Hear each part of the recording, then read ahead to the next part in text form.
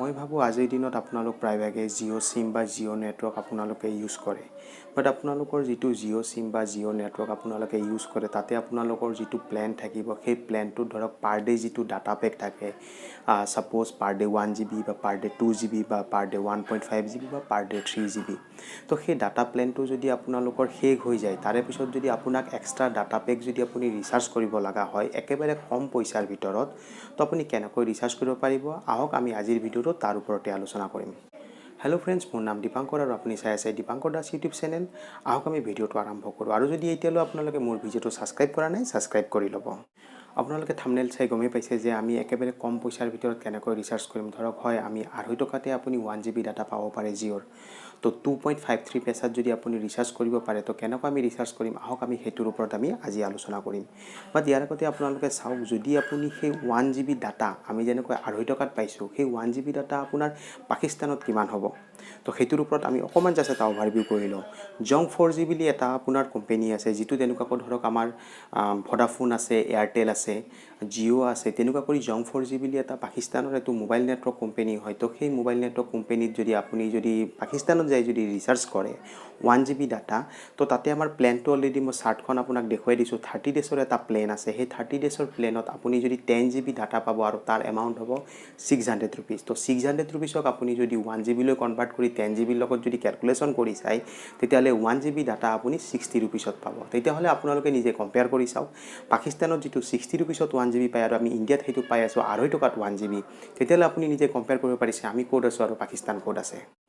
আহক এতিয়া আমি মোবাইল স্ক্ৰিনত যাওঁ যাই পেলাই আমি কেনেকৈ ধৰক 250 টকাত আমি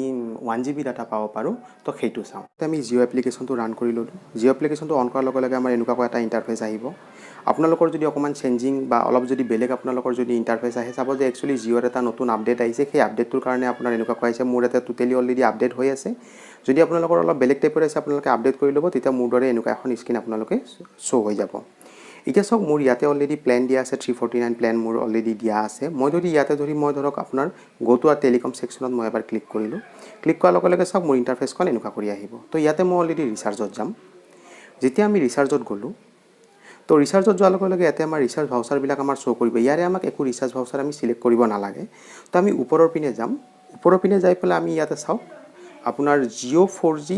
আছে নেক্সট আহি গল টপ আপ তো আমি টপ আপত প্ৰথমতে ক্লিক কৰিলো টপ আপত যেতিয়া আমি ক্লিক কৰিম ইয়াতে চাওক টপ আপত আপোনাৰ 10 20 50 100 এনেকুৱা কৰি আপোনাৰ টপ আপ ভাউচাৰছ বিলাক শো হৈ আছে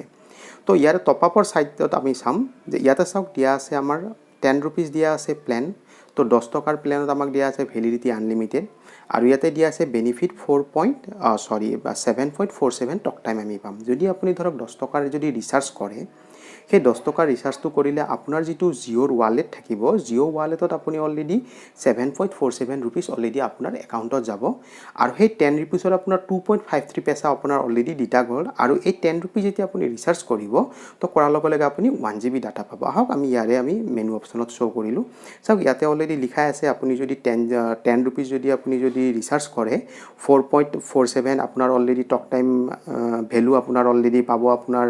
জিঅ' একাউন্টত আৰু আপুনি 1 GB আপুনি হাই স্পিড বোনাস পাব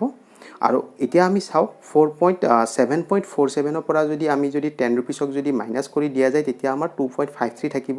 2.53 रुपीसত আমি অলৰেডি 1 GB ডাটা আমি পাম আৰু 7.47 আপোনালোকৰ ধৰক কনফিউজ হ'ব পাৰে যে আমি তো অলৰেডি 10 रुपीसে পে কৰিলো 7.47 যেটো এমাউন্ট আছে সেইটো অলৰেডি আপোনালোকৰ জিঅ' এপ্লিকেশনৰ বা জিঅ' ওয়ালেটত থাকিব আপোনালোকে পিছত এইটো ৰিচাৰ্জ কৰি ল'বলৈ পাৰিব